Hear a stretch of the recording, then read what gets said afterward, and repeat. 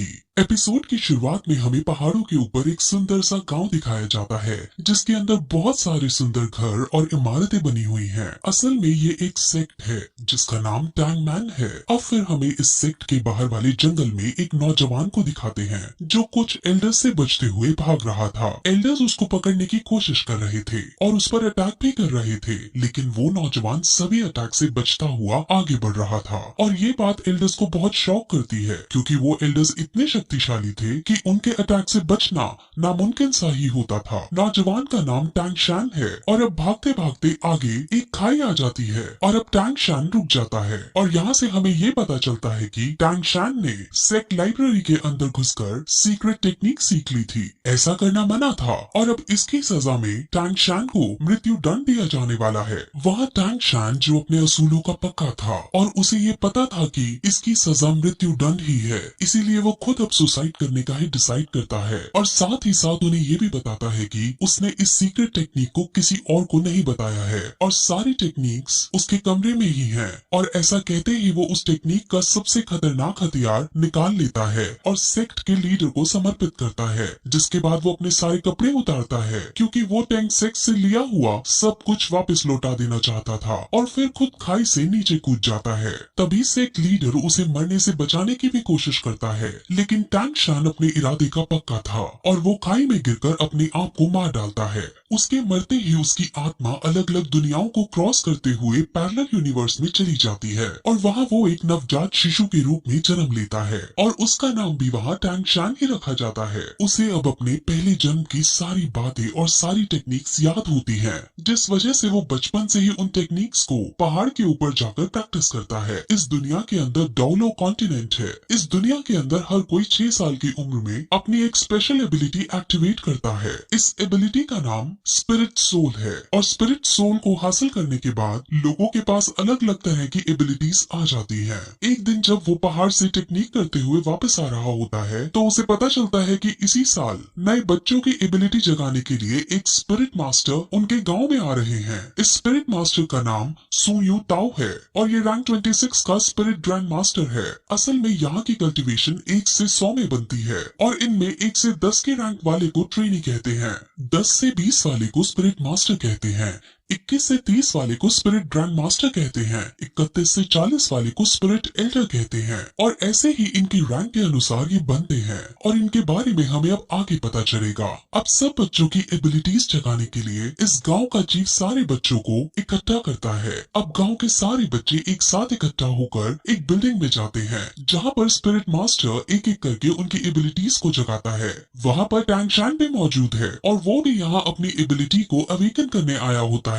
तब उनकी एबिलिटीज को जगाने से पहले सब बच्चों को अपनी शक्ति दिखाता है और अपने अंदर एक भेड़िए जैसी शक्ति बुला लेता है, जिससे सब बच्चे बहुत शौक होते हैं और एक्साइटेड हो जाते हैं। और अब एक एक करके बच्चे अपनी अपनी स्पिरिट सोल को जगाने के लिए आगे आते हैं। अब जो पहला बच्चा आगे आता है उसकी स्पिरिट सोल एक दारांत यानी सिकल होती है जो कि एक टूल टाइप स्पिरिट सोल है। अब इसे देखकर स्पिरिट मास्टर उनको बताता है कि ये वेपन के लिए तो काम नहीं आ सकती, लेकिन इस टाइप के लोग एग्रीकल्चर यानी फार्मिंग के अंदर बहुत अच्छे होते हैं। अब वो उसकी सोल पावर को चेक करता है। सोल पावर किसी भी स्पिरिट सोल को ट्रेन करने के लिए बहुत जरूरी होती है। अब जब उसकी सोल पावर को चेक करते हैं तो उसकी सोल पावर 0 आती है, जिसका मतलब वो अपनी स्पिरिट सोल को ट्रेन नहीं कर सकता और पूरा जीवन भर एक नॉर्मल इंसान की रहेगा। ऐसा करते करते वो और भी बच्चों को चेक करता है जिसमें ज्यादातर फार्मिंग स्किल्स की एबिलिटीज को रखने वाले बच्चे ही निकलते हैं। वहीं फिर एक लड़की अपनी सोल पावर चेक कराने आती है और उसकी स्पिरिट सोल एक ब्लू सिल्वर ग्रास की होती है। ब्लू सिल्वर ग्रास बहुत कॉमन ग्रास है और इसकी कोई स्पेशल एबिलिटी भी नहीं होती और इस टाइप के स्पिरिट सोल को सबसे बेकार स्पिरिट सोल माना जाता है और ये बहुत कमजोर होती है। अब इसके बाद हमारा मेन कैरेक्टर जिसका नाम टैंग शैन है वो आगे आता है और अपना सीधा हाथ बढ़ाकर कॉन्सेंट्रेट करता है और उसके हाथ से भी ब्लू सिल्वर ग्रास बाहर आती है, लेकिन तभी उसके उल्टे हाथ में भी कुछ होने लगता है और वहाँ पर हमें एक हथौड़ा दिखता है जिसे वो मुंह बंद करके छुपा लेता है। अब इसके बाद स्पिरिट मास्टर टैंग शान की सोल पार्ट चेक करता है और उसकी सोल पार्ट 10th लेवल पर होती है और ये बहुत रेयर कंडीशन होती है। असल में जिन लोगों की सोल पावर अवेकनिंग के वक्त फुल यानी 10th लेवल की होती है तो उन्हें बॉर्न विद सोल पावर यानी कि इनेट सोल पावर का दर्जा दिया जाता है और ऐसे लोग बहुत ही काम के होते हैं। ऐसे लोग बहुत ताकतवर बनते हैं और लाइफ में बहुत आगे तक जाते हैं। अब स्पिरिट मास्टर उसे बताते हैं कि अवेकन होने के बाद सोल पावर की 10th लेवल सबसे हाईएस्ट लेवल होती है, जिस पर अब टैंग शान ये पूछता है कि क्या हम इसके आगे नहीं जा सकते, यानी क्या इसके आगे ट्रेन नहीं कर सकते, जिस पर मास्टर उसे समझाते हैं कि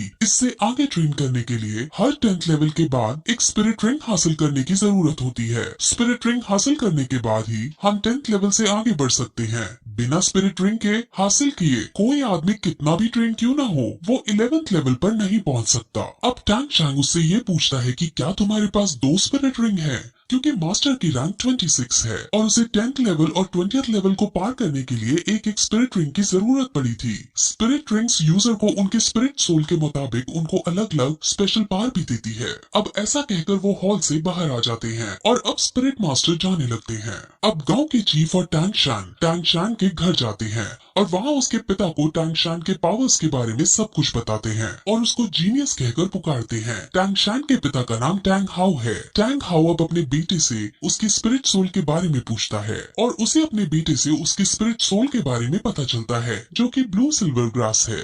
अब ये सुनकर उसका पिता शॉक होता है क्योंकि उसे पता था कि उसके बेटे की स्पिरिट सोल तो क्लियर स्काई हैमर होनी चाहिए। इस लाइन से आप कंफ्यूज ना हो, इसके बारे में डिटेल में आगे बताया जाएगा। अब गांव के चीफ ये चाहते थे कि टैंग शान शहर की एक एकेडमी में जाकर ट्रेनिंग करे, लेकिन टैंग हाउ साफ मना कर देता है। अब क्यों मना किया है ये भी हमें आगे पता चलेगा।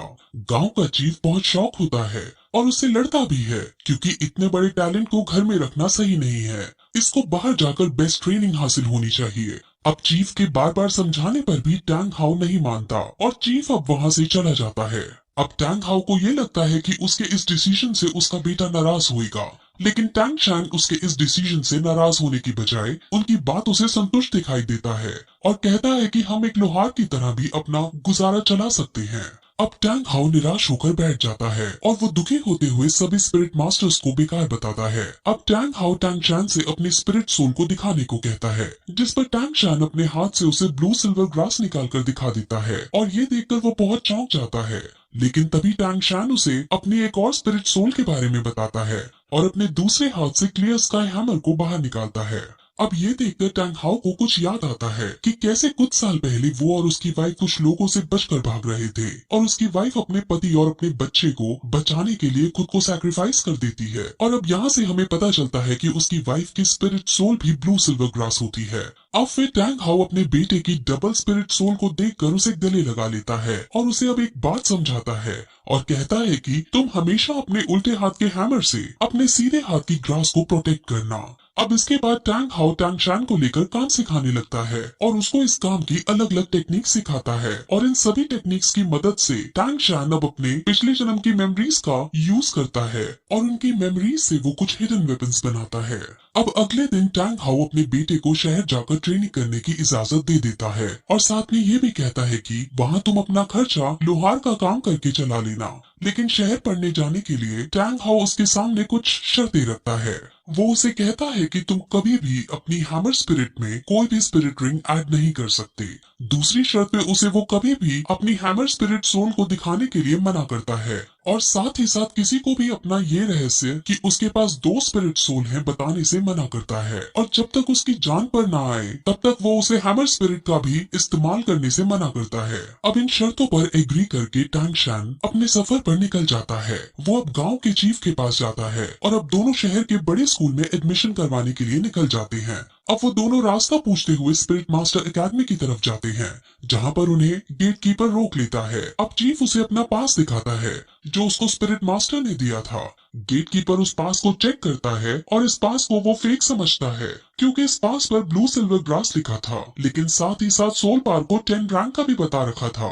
अब ब्लू सिल्वर ग्रास का होना और 10th रैंक का होना ऐसा बहुत रेयर कंडीशन में ही पॉसिबल है और जिस छोटी जगह से ये लड़का आया है वहाँ पर इस रेयर चीज का होना पॉसिबल नहीं है। अब चीफ और गेट कीपर की बहस होने लगती है और उनकी बहस इस कदर पहुंच जाती है कि गेट कीपर चीफ पर हाथ उठा देता है, लेकिन तभी टैंग शान उसके हाथ को पकड़ लेता है और उसको नीचे गिरा देता है। टैंग शान को अब बहुत गुस्सा आ चुका था और वो उसे मारने के लिए अपना हिडन वेपन एक्टिवेट कर देता है, लेकिन तभी एक आदमी वहां आता है और उन्हें रोकने की कोशिश करता है। इस आदमी को यहाँ पर सभी लोग ग्रैंड मास्टर कहते हैं और वो उनकी लड़ाई बंद करवाने के बाद उसको अंदर एडमिशन के लिए ले जाता है।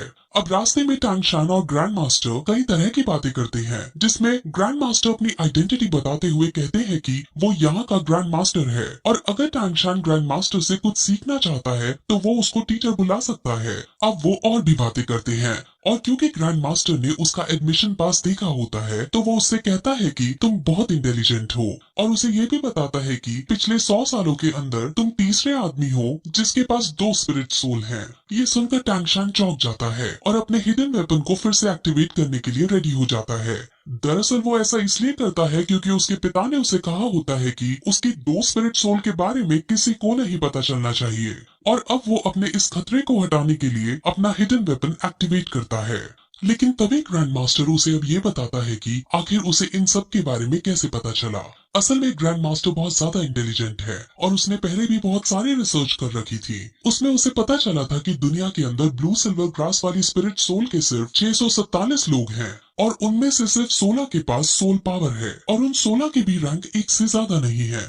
सोल पावर हमेशा स्पिरिट सोल की क्वालिटी के प्रोपोर्शन में रहती है, जिस वजह से ब्लू सिल्वर ग्रास की फुल सोल पावर नहीं हो सकती। इसलिए ग्रैंड मास्टर श्योर है कि इसके पास 2 स्पिरिट सोल हैं। अब उनकी ये सब बातें सुनकर टैंग शान समझ जाता है कि ये ग्रैंड मास्टर बहुत समझदार आदमी है और वो तुरंत उसके सामने झुककर उन्हें अपना गुरु बनने के लिए प्रार्थना करता है और अब ग्रैंड मास्टर उसे अपने डिसाइपल के रूप में एक्सेप्ट कर लेते हैं। अब फिर वो दोनों स्कूल के अंदर प्रिंसिपल के पास जाते हैं और प्रिंसिपल उसका एडमिशन पास देखता है। उसे भी थोड़ा अजीब लगता है कि ये ब्लू सिल्वर ग्रास है लेकिन इसकी सोल पावर फुल है, लेकिन साथ में ग्रैंड मास्टर को देख वो उसको एडमिशन दे देता है। ग्रैंड मास्टर हालांकि यहाँ का कोई टीचर नहीं है, लेकिन प्रिंसिपल और बाकी सब ग्रैंड मास्टर की बहुत इज्जत करते हैं और ग्रैंड मास्टर का रुतबा पूरे शहर के अंदर है। अब टैंग शान को हॉस्टल 7 अलॉट किया जाता है और अब वो अपने हॉस्टल के अंदर जाने लगता है। जैसे ही वो अपने हॉस्टल का गेट खोलता है वैसे ही वहाँ एक बच्चा उस पर अटैक कर देता है। टैंग शान उस बच्चे से लड़ता है और दोनों के बीच फाइट होने लगती है। इस फाइट में टैंग शान आसानी से उस बच्चे को मार दे देता है और सब बच्चे टैंग शान के लिए ताली बजाने लगते हैं। अब फिर वो बच्चा खड़ा होता है और सम्मान पूर्वक उसे बताता है कि ये हॉस्टल का एक ट्रेडिशन है। यहाँ जो भी नया बच्चा आता है उससे यहाँ का बिग बॉस लड़ाई करता है और अगर वो नया बच्चा जीत जाता है तो उसे यहाँ का बिग बॉस बना दिया जाता है। अब क्योंकि टैंग शान जीत गया था इसलिए सब उसके सामने झुक जाते हैं और उसे अपना बिग बॉस कहने लगते हैं। और तभी फिर हम ये देखते हैं कि वहाँ एक नई लड़की आती है।